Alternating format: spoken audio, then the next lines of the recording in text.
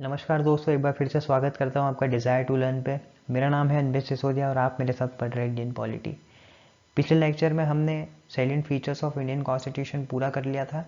अब इस lecture series को हम आगे बढ़ाएंगे और आशा करता हूं कि आप सभी लोगों की दिवाली बहुत अच्छी रही होगी और आप सभी लोग अब वापस पढ़ाई में लग गए होंगे। ठीक है, तो इस लेक्चर में हम जो बात करने वाले हैं वो है प्रियम्बल ऑफ इंडियन कॉन्स्टिट्यूशन, जो भारत का संविधान है उसकी प्रस्तावना है ना। प्रियम्बल इंडियन कॉन्स्टिट्यूशन का पार्ट है कि नहीं है, क्या हम प्रियम्बल को अमेंड कर सकते हैं। फिर हम देखेंगे इंडियन कॉन्स्टिट्यूशन के डिफरेंट शेड्यूल्स के बारे में, क्या पार्ट्स होते हैं वो सब अच्छे से, पूरी जो लिस्ट है वो देखेंगे। फिर हम बात करेंगे पार्ट 1 ऑफ इंडियन कॉन्स्टिट्यूशन की, जो कि है यूनियन एंड इट्स टेरिटरीज। ठीक है, तो शुरुआत करते हैं हम प्रियम्बल ऑफ इंडियन कॉन्स्टिट्यूशन से। भारत के जो कॉन्स्टिट्यूशन है उसकी जो प्रस्तावना है उससे हम शुरुआत करते हैं।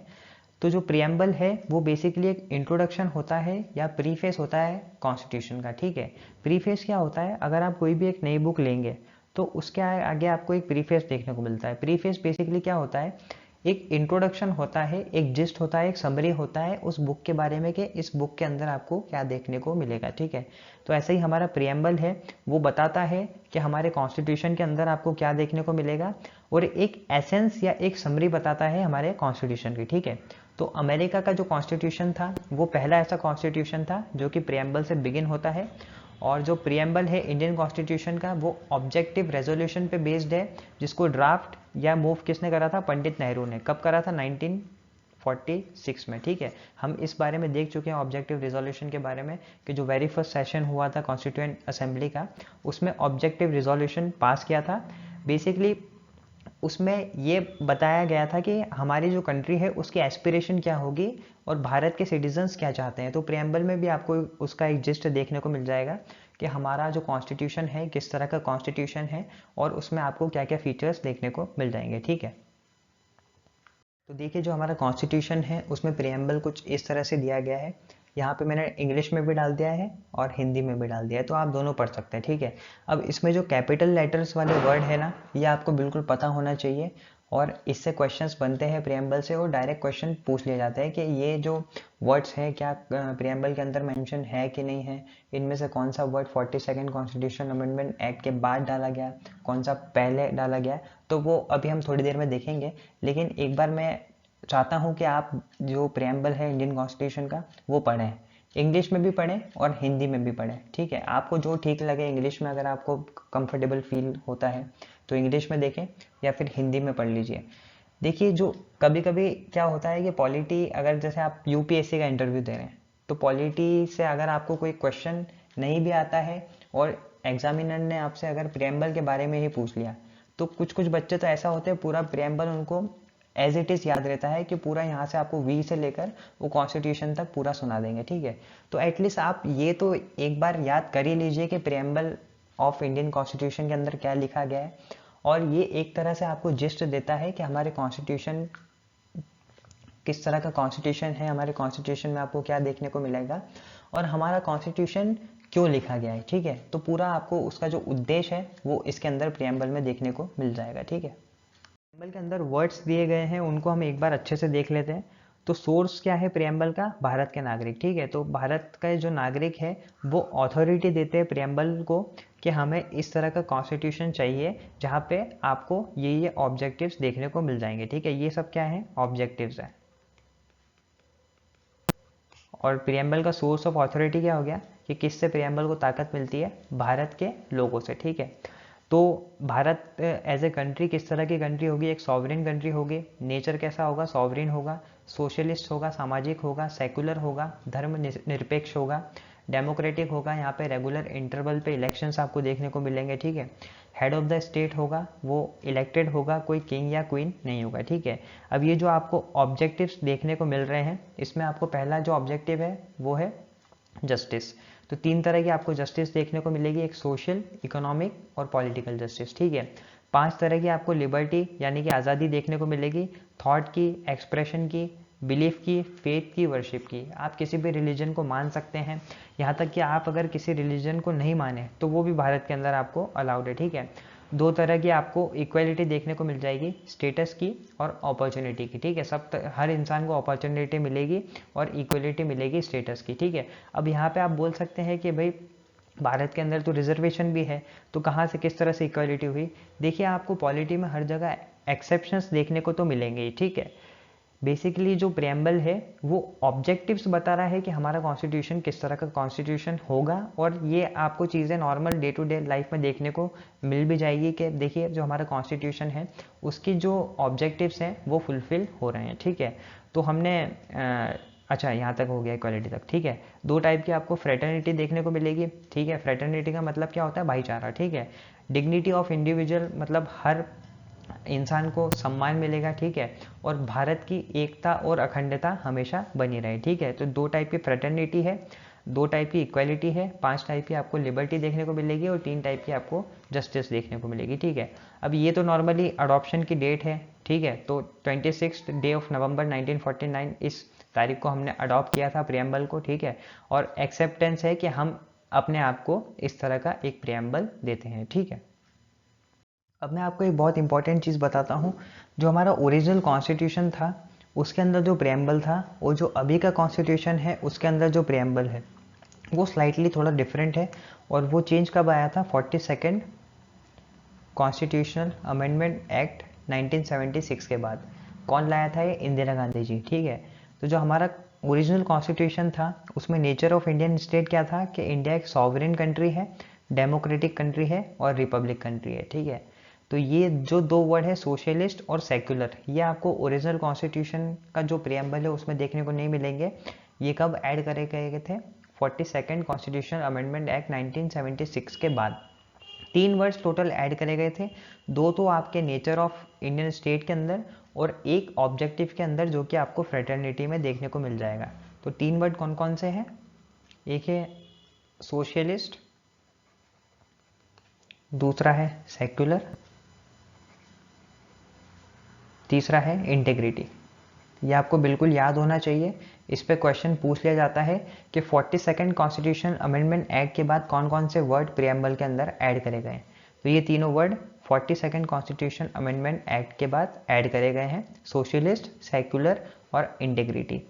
कब अडॉप्ट किया था हमने कॉन्स्टिट्यूशन, नवंबर 26, 1949। इसके बारे में हम पहले भी डिस्कस कर चुके हैं, ठीक है। देखिए जब से हमारा कॉन्स्टिट्यूशन बना है तब एक कंट्रोवर्सी बहुत उठी थी कि जो प्रियम्बल है वो कॉन्स्टिट्यूशन का पार्ट है कि नहीं है। तो 1960 में एक फेमस केस आता है, बेरूबारी यूनियन केस। इसमें सुप्रीम कोर्ट बोल देता है कि जो प्रियम्बल है वो बेसिकली एक जनरल पर्पस बताता है कॉन्स्टिट्यूशन का, और ये क्या है, एक key to the minds of the makers of the constitution है। ये क्वेश्चन तो आपको यूपीएससी में डायरेक्ट देखने को मिल जाएगा कि key to the minds of makers of the constitution is, फिर और डिफरेंट ऑप्शंस दे दिए थे आपको, प्रियम्बल दिया था, फंडामेंटल राइट्स दिया था, फिर डीपीएसपी दिया था और एक कोई ऑप्शन और था, ठीक है। तो इस केस में सुप्रीम कोर्ट क्या बोलता है, जो प्रियम्बल है वो कॉन्स्टिट्यूशन का पार्ट नहीं है। बहुत इंपॉर्टेंट फॉर यू कि किस केस में बोला गया था कि जो प्रियम्बल है वो कॉन्स्टिट्यूशन का पार्ट नहीं है, बेरूबारी यूनियन केस 1960, ठीक है। इसके बाद 1973 में केशवानंद भारती केस आता है जिसमें सुप्रीम कोर्ट डायरेक्टली ये बोल देता है कि जो प्रियम्बल है वो इंडिया के कॉन्स्टिट्यूशन का पार्ट है, ठीक है। इस केस के बारे में हम डिटेल में देखेंगे आगे कुछ लेक्चर्स में। और ये केस आपके लिए इसलिए भी इम्पोर्टेंट हो जाता है कि रिसेंटली केशवानंद भारती जी की डेथ भी हुई है। तो कहीं ना कहीं किसी एग्जाम में आपसे ये पूछ लिया जाएगा कि बेसिकली केशवानंद भारती केस में क्या बोला गया था। तो उसमें ये बोला गया था कि प्रियम्बल जो है वो कॉन्स्टिट्यूशन का पार्ट है, ठीक है।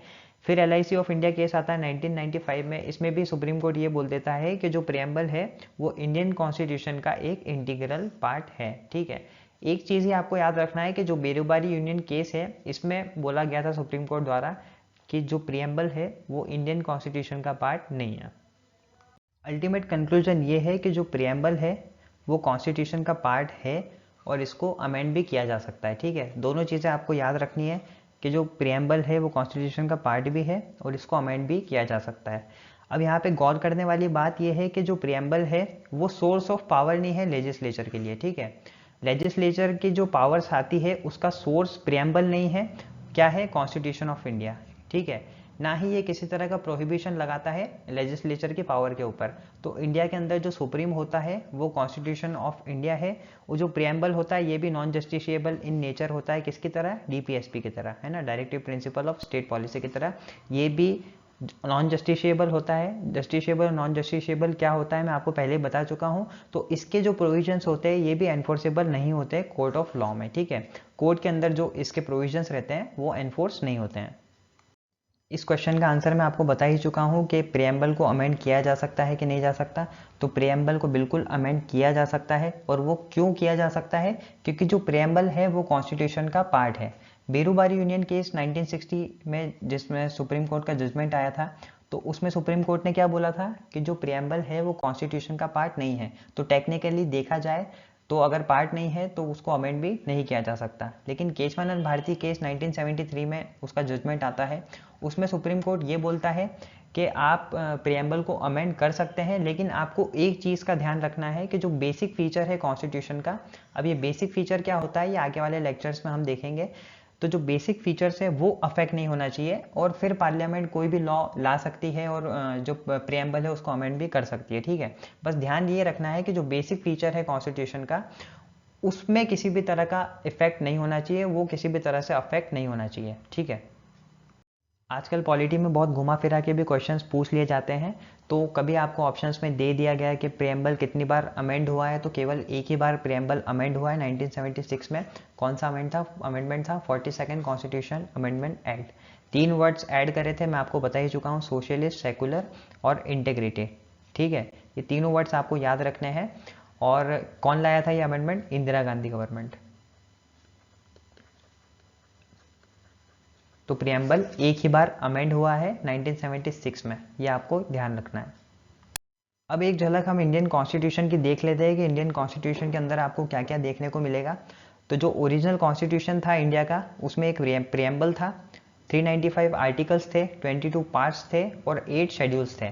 ये आपको याद रखना है, क्योंकि किसी भी एग्जाम में आपसे पूछ लिया जाएगा कि जो ओरिजिनल कॉन्स्टिट्यूशन था उसमें कितने आर्टिकल्स थे, कितने पार्ट्स थे और कितने शेड्यूल्स थे। प्रेजेंटली हम बात करें 2022 की, तो हमारे कॉन्स्टिट्यूशन के अंदर एक प्रियम्बल है, 448 आर्टिकल्स है, लगभग 25 पार्ट्स है। तो ओरिजिनल में कितने थे 22 और अब कितने हो गए 25, ध्यान रखिएगा, ठीक है। ओरिजिनल में कितने शेड्यूल्स थे 8 और अब कितने हो गए 12 शेड्यूल्स, ये भी बिल्कुल आप ध्यान रखिएगा। तो ओरिजिनल कॉन्स्टिट्यूशन में 22 पार्ट्स थे, लेकिन अब तो 25 है। तो ये कैसे हुआ है, हमने पार्ट 7 जो कॉन्स्टिट्यूशन का है वो डिलीट करा है, जो डील करता था पार्ट बी स्टेट से।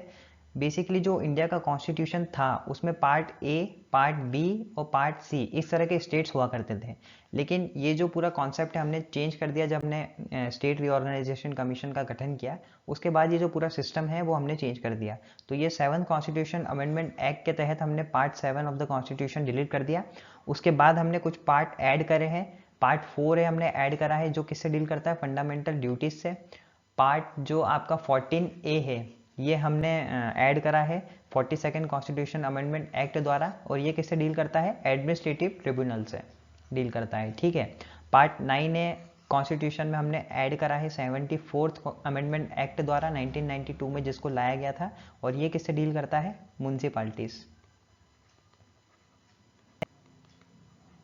है ना। पार्ट 9 भी हमने ऐड करा है 97 कॉन्स्टिट्यूशनल अमेंडमेंट एक्ट द्वारा, जो कि 2011 में लाया गया था, और ये किससे डील करता है, कोऑपरेटिव सोसाइटीज।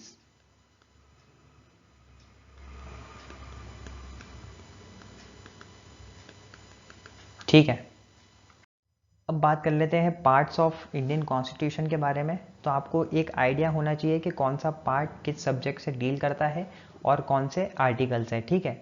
तो part 1 of the constitution deal करता है यूनियन एंड इट्स टेरिटरीज से, जो कि आर्टिकल आपका 1 to 4 है कॉन्स्टिट्यूशन के अंदर, ठीक है। पार्ट 2 ऑफ द कॉन्स्टिट्यूशन आपका डील करता है सिटीजनशिप से, और आर्टिकल कौन से हैं 5 to 11। Part 3 of the constitution deal करता है फंडामेंटल राइट्स से, और ये आपके लिए बहुत इंपॉर्टेंट है, आपको पता होना चाहिए। और आर्टिकल कौन कौन से हैं, article 12 to 35। Part 4 of the constitution deal करता है directive principle of state policy से, और आर्टिकल कौन कौन से हैं आपके 36 to 51। Part 4A of the constitution deal करता है फंडामेंटल ड्यूटीज से, जो कि ऐड करी गई थी 42nd कॉन्स्टिट्यूशनल अमेंडमेंट एक्ट के बाद आर्टिकल कौन सा है, आर्टिकल 51A, ये भी आपको पता होना चाहिए, ठीक है। Part 5 of the constitution deal करता है यूनियन गवर्नमेंट से। आर्टिकल कौन सा है, 52 टू 151, ठीक है। Part 6 of the constitution deal करता है स्टेट गवर्नमेंट से। आर्टिकल कौन सा है, 152 to 237। Part 7 of the constitution जो कि रिपील कर दिया गया है, इसके बारे में आपको बता चुका हूँ। 7 कॉन्स्टिट्यूशनल अमेंडमेंट एक्ट आया था 1956 में, इसके द्वारा इसको हटा दिया गया है कॉन्स्टिट्यूशन में से, ठीक है। Part 8 of the constitution deal करता है यूनियन टेरिटरीज से। आर्टिकल कौन सा है, 239 to 242। Part 9 of the constitution deal करता है पंचायत से। आर्टिकल कौन सा है आपका, 243 टू 243O, ठीक है। Part 9A of the constitution deal करता है म्यूनसिपालिटीज से, ये भी आपका बाद में ऐड करा गया है। तो इसमें कहाँ से कहाँ तक आर्टिकल है, article 243P to article 243ZG। Part 9B of the constitution deal करता है कोऑपरेटिव सोसाइटीज से। अब ये किस अमेंडमेंट एक्ट द्वारा कॉन्स्टिट्यूशन के अंदर ऐड करा गया है, वो आप मुझे बताएंगे। Part 10 of the constitution deal करता है शेड्यूल और ट्राइबल एरियाज के बारे में, किस तरह से ट्राइबल एरियाज गवर्न होंगे, तो आपको इस पार्ट के अंदर देखने को मिल जाएगा। Part 11 of the constitution deal करता है relationship between union and the states. Part 12 of the constitution deal करता है फाइनेंस, प्रॉपर्टी, कॉन्ट्रैक्ट्स और सूट्स के बारे में। बेसिकली फाइनेंस से रिलेटेड जो भी चीज़ें हैं वो पार्ट 12 के अंदर आपको देखने को मिल जाएगी। Part 13 of the constitution deal करता है trade, commerce, intercourse with in the territory of India. States में आपस में किस तरह से ट्रेड होगा वो भी आपको इस पार्ट में देखने को मिल जाएगा। Part 14 of the constitution deal करता है services under the union and it's states. तो इसके अंदर आपको यूपीएससी भी देखने को मिल जाएगा। पार्ट 14A कॉन्स्टिट्यूशन का डील करता है ट्रिब्यूनल से, ये भी बाद में ऐड करा गया है। पार्ट 15 आपका इलेक्शन से रिलेटेड है। आर्टिकल आपके लिए थोड़े इंपॉर्टेंट है, आर्टिकल 324 टू 329A, ठीक है, इलेक्शंस। पार्ट जो आपका 16 है वो है special provisions related to certain classes, और पार्ट 17 आपका जो है वो है ऑफिशियल लैंग्वेज, ये भी आपके लिए इंपॉर्टेंट है, आर्टिकल आपको पता होना चाहिए, आर्टिकल 343 टू 351। पार्ट 18 आपका डील करता है इमरजेंसी प्रोविजन से, बहुत इंपॉर्टेंट है आपके लिए, आर्टिकल भी याद होना चाहिए आपको, आर्टिकल 352 टू आर्टिकल 360। पार्ट 19 आपका डील करता है मिसलेनियस, बिल्कुल इंपॉर्टेंट नहीं है आपके लिए। पार्ट 20 आपका डील करता है अमेंडमेंट ऑफ द कॉन्स्टिट्यूशन से, बहुत इंपॉर्टेंट है आपके लिए, ये भी आपको पता होना चाहिए, आर्टिकल 368। बाकी के ये जो दो पार्ट है ये भी आपके लिए इंपॉर्टेंट नहीं है। पार्ट 21 आपका डील करता है temporary, transitional and special provision से, और पार्ट 22 आपका डील करता है short titles, commencement, authoritative text in Hindi और रिबिल्स के बारे में, बिल्कुल इंपॉर्टेंट नहीं है आपके लिए। आपको बस ये पता होना चाहिए कि जो पार्ट 18 है कॉन्स्टिट्यूशन का वो डील करता है इमरजेंसी प्रोविजन से, और पार्ट 20 जो कॉन्स्टिट्यूशन का है वो डील करता है अमेंडमेंट ऑफ द कॉन्स्टिट्यूशन से। अब हम बात करेंगे शेड्यूल ऑफ इंडियन कॉन्स्टिट्यूशन के बारे में। शेड्यूल बेसिकली एक तरह की लिस्ट है जिसमें डिफरेंट सब्जेक्ट मैटर दिए गए हैं कॉन्स्टिट्यूशन के अंदर। तो फर्स्ट शेड्यूल जो हमारा है वो डील करता है नेम्स ऑफ स्टेट्स और उनका क्या जुरिस्डिक्शन होगा, और नेम्स ऑफ यूनियन टेरिटरीज और उनका एक्सटेंड क्या होगा, ठीक है। तो ये हमारा फर्स्ट शेड्यूल है। सेकेंड शेड्यूल डील करता है एमलमेंट्स, अलाउंसेस और प्रिविलेजेस इन कॉन्स्टिट्यूशनल पोस्ट का। तो ये सारी की सारी पोस्ट आपको याद होना चाहिए। इसमें बेसिकली सैलरी का दिया गया है, फिर अलाउंसेस क्या होंगे, उनके क्या प्रिविलेजेस होंगे, इन सब के बारे में डिटेल्स दी गई है। तो ये कौन कौन सी 9 पोस्ट है, the president of India, the governor of states, the speaker of Lok Sabha और deputy speaker of Lok Sabha, the speaker and deputy speaker of state legislative assembly, chairman of Rajya Sabha and deputy chairman of Rajya Sabha, chairman and deputy chairman of legislative council of Indian states, supreme court के जज, high court के जज, और controller and auditor general of India, ठीक है। तो 9 की 9 post आपको याद होना चाहिए, डायरेक्ट क्वेश्चन इसमें से आ जाता है। थर्ड शेड्यूल में आपको बेसिकली ओथ्स के बारे में बताया गया है, और ये भी आपको याद होना चाहिए कि किन किन कॉन्स्टिट्यूशनल पोस्ट की ओथ्स के बारे में थर्ड शेड्यूल में दिया गया है, ठीक है। फोर्थ शेड्यूल आपका अलोकेशन ऑफ सीट्स के बारे में बात करता है राज्यसभा के अंदर। अब आप मुझे बताइए कि मध्य प्रदेश के अंदर कितनी राज्यसभा सीटें हैं, मतलब कितनी सीटें राज्यसभा के लिए मध्य प्रदेश को अलॉट की गई है, ठीक है। फिफ्थ और सिक्स्थ शेड्यूल में आप हमेशा कंफ्यूज हो जाएंगे। बेसिकली फिफ्थ शेड्यूल में प्रोविजंस है related to the administration and control of schedule area और शेड्यूल ट्राइब्स, ठीक है। और सिक्स्थ शेड्यूल में पर्टिकुलर स्टेट्स के बारे में दिया गया है, जो कि है आपके आसाम, मेघालय, त्रिपुरा और मिजोरम। इसके लिए आप ऐसे भी याद कर सकते हैं AMMT। आप जैसे याद कर सकें वैसे आप याद रख लीजिए। मैं ऐसे करता हूँ AMMT, आसाम, मेघालय, मिजोरम और त्रिपुरा। ठीक है। सेवन्थ शेड्यूल में आपको डिवीजन ऑफ पावर्स दिया गया है यूनियन और स्टेट्स के बीच में, कि वो किस टॉपिक पे लॉ बना सकते हैं, किस चीज़ के ऊपर लॉ बना सकते हैं। ठीक है।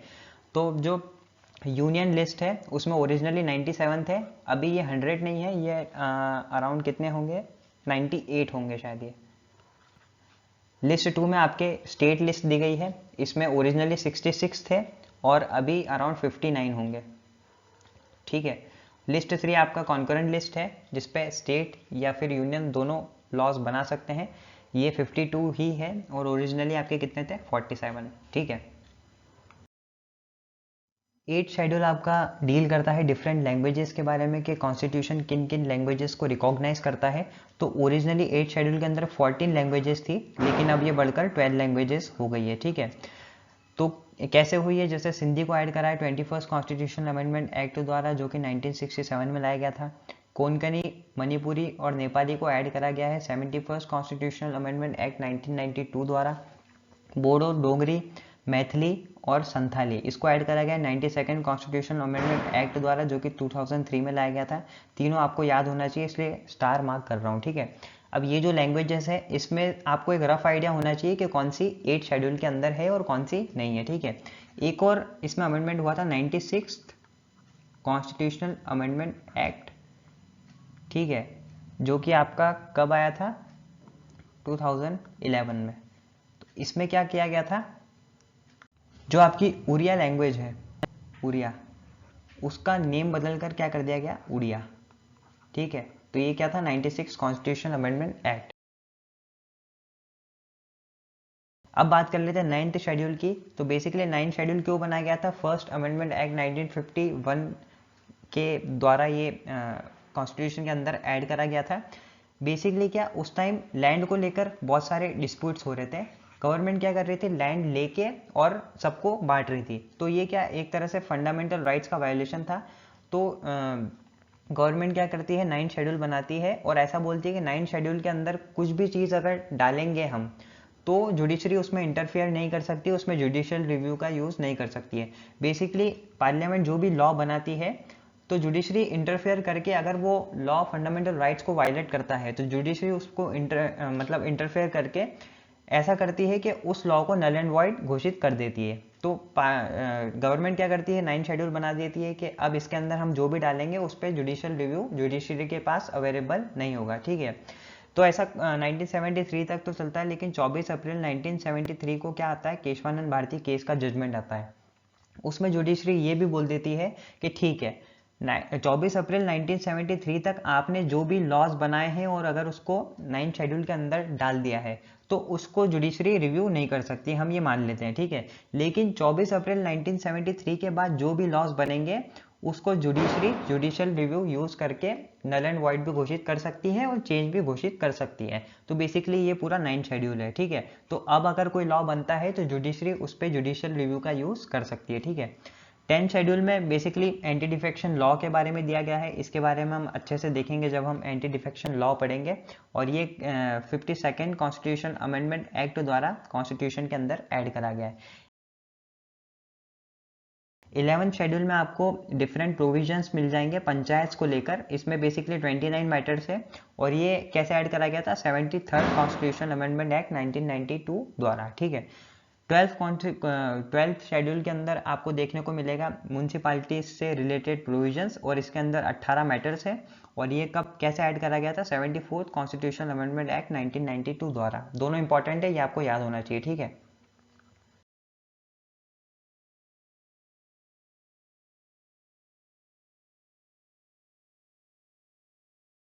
अब हम बात करेंगे पार्ट 1 ऑफ इंडियन कॉन्स्टिट्यूशन के बारे में, जो डील करता है यूनियन एंड इट्स टेरिटरीज के बारे में। याद रखना पार्ट 1 है। ठीक है। तो इसके अंदर हम ये डिफरेंट आर्टिकल्स देखेंगे, आर्टिकल 1 देखेंगे, आर्टिकल 2 देखेंगे। ये आर्टिकल 2A तो रिपील हो गया है, तो इसके ये हमारे लिए इतना इंपॉर्टेंट नहीं है। आर्टिकल 3 देखेंगे और आर्टिकल 4 देखेंगे। ठीक है। आइए देखते हैं इनके बारे में। बात करते हैं हम आर्टिकल 1 के बारे में, जो कि डिस्क्राइब करता है इंडिया को as a union of states rather than federation of states. ये फेडरेशन ऑफ स्टेट्स कहाँ पे होता है? अमेरिका के अंदर, जहाँ पे डिफरेंट स्टेट्स ने मिलकर एक कंट्री बनाई है। इंडिया में इसका उल्टा है, एक कंट्री में हमें डिफरेंट स्टेट्स देखने को मिलते हैं। इसलिए डॉक्टर BR अम्बेडकर बोलते हैं कि हमने ये फ्रेज यूनियन ऑफ स्टेट्स इसलिए प्रिफर करा था कि इंडिया में किसी भी राज्य के पास ये राइट नहीं है कि वो इंडिया से अलग हो सके, ठीक है। तो आर्टिकल 1 में बेसिकली बताया गया है कि इंडिया एज ए कंट्री एक यूनियन ऑफ स्टेट्स है, और इसमें बेसिकली बताया गया है कि हमारी कंट्री का क्या नाम होगा और हमारे कंट्री में किस तरह की पॉलिटी होगी। आर्टिकल 1 के हिसाब से जो इंडिया की टेरिटरी है उसको 3 कैटेगरीज में डिवाइड करा गया है। एक तो हो गई टेरिटरीज ऑफ स्टेट्स, जो राज्यों की टेरिटरीज हैं वो। दूसरी हो गई यूनियन टेरिटरीज, जिसको हम यूटीज भी बोलते हैं।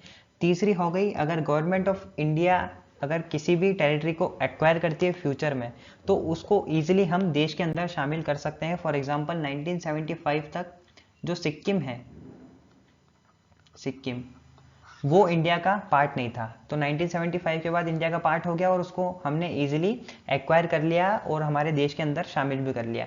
तो हमारे जो संविधान के निर्माता है उन्होंने कितने आगे की सोची थी कि किसी भी टेरिटरी को हम इजीली देश के अंदर शामिल कर सकते हैं, ठीक है।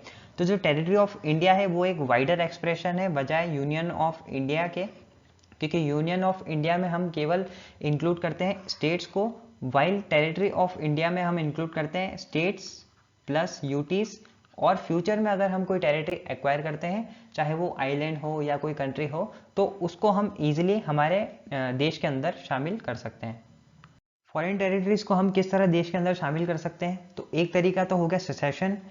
कोई ट्रीटी के तहत, कोई परचेज के तहत, या हमने कुछ टेरिटरी किसी से खरीदी हो, किसी ने हमें गिफ्ट करी हो या लीज पे दी हो, या फिर उस पर्टिकुलर कंट्री के अंदर अगर प्लेबिसाइड हो जाए। प्लेबिसाइड मतलब क्या है? वोटिंग हो जाए और उसके सिटीजन्स ये बोलने लगे कि हमको इंडिया के अंदर शामिल होना है, ठीक है।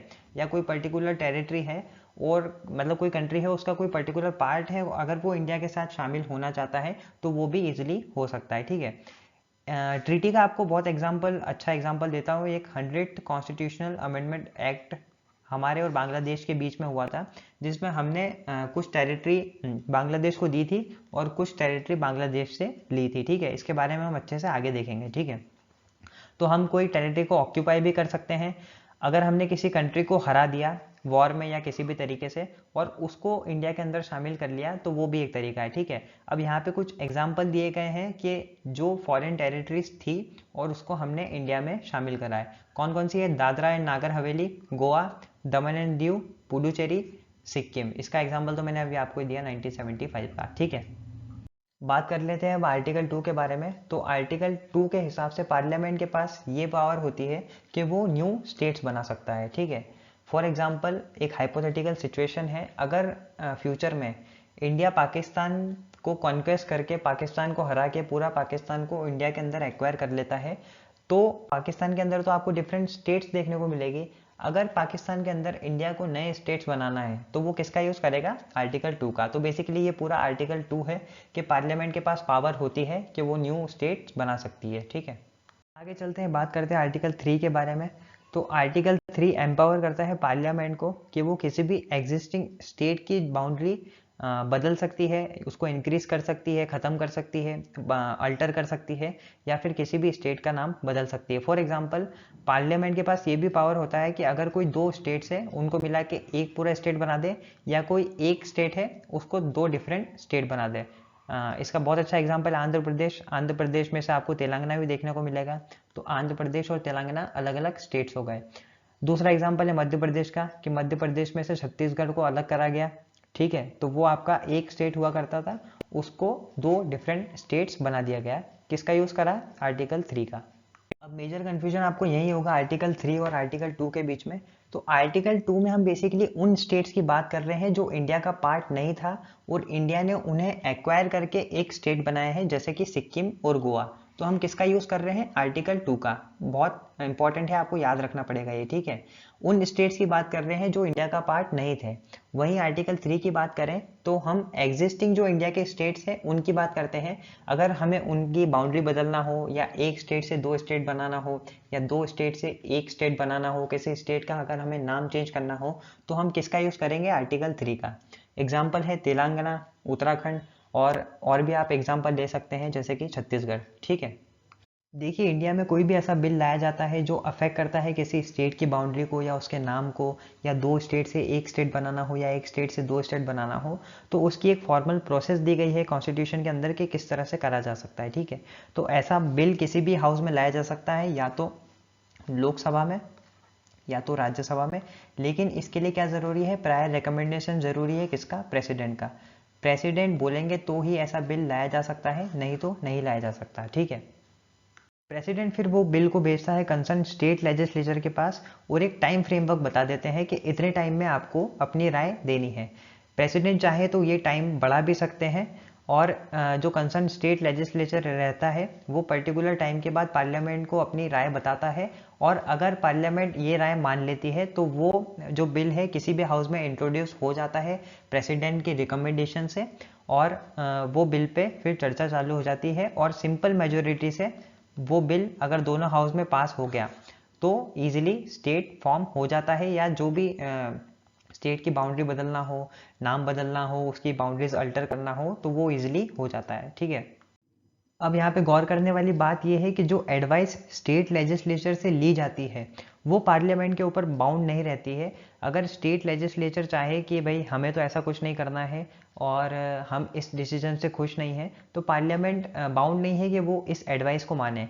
और मान लीजिए जो टाइम लिमिट प्रिस्क्राइब करी है प्रेसिडेंट ने, उसके बीच में अगर भी स्टेट लेजिस्लेचर अपनी एडवाइस नहीं देता है तो ऐसा बिल कैंसिल नहीं हो सकता, पार्लियामेंट उसको इंट्रोड्यूस कर सकती है। बस शर्त यह है कि रिकमेंडेशन ज़रूरी होता है पार्लियामेंट के लिए, किसका, प्रेसिडेंट का। तो वो तो इजीली मिल जाता है क्योंकि प्रेसिडेंट किसकी एड एंड एडवाइस पे काम करते हैं, काउंसिल ऑफ मिनिस्टर्स की, ठीक है। लास्ट में हम बात करेंगे स्टेटमेंट के बारे में, जो कहता है कि इंडिया एक इंडिस्ट्रक्टिबल यूनियन है डिस्ट्रक्टिबल स्टेट्स का। कहने का मतलब ये है कि इंडिया एज ए कंट्री हम कभी नहीं तोड़ सकते हैं, लेकिन इंडिया के अंदर जो स्टेट्स है तो पार्लियामेंट के पास एक्सक्लूसिव राइट है कि वो किसी भी स्टेट की बाउंड्री को बदल सकती है, ठीक है, डिमिनिश कर सकती है, किसी भी स्टेट की बाउंड्री को बढ़ा सकती है, घटा सकती है, या किसी भी स्टेट का नाम बदल सकती है। तो ये एक्सक्लूसिव राइट किसके पास है, पार्लियामेंट के पास। तो पार्लियामेंट के पास ये पावर है कि वो इंडिया के पॉलिटिकल मैप को रीड्रॉ कर सकती है, और ये एक एक्सक्लूसिव राइट है, ये राइट किसी को नहीं मिला है, ठीक है। तो इंडिया के अंदर जो स्टेट्स हैं उनके पास कोई भी टेरिटोरियल इंटीग्रिटी नहीं है, और कंटिन्यूस एग्जिस्टेंस उनका रहेगा कि नहीं रहेगा ये भी कोई श्योरिटी नहीं है, ठीक है। इसलिए इंडिया को एक इंडिस्ट्रक्टिबल यूनियन कहा है डिस्ट्रक्टिबल स्टेट्स का। तो इस लेक्चर में बस इतना ही। नेक्स्ट लेक्चर में हम स्टेट रीऑर्गेनाइजेशन के बारे में पढ़ेंगे और डिफरेंट कमीशंस के बारे में पढ़ेंगे।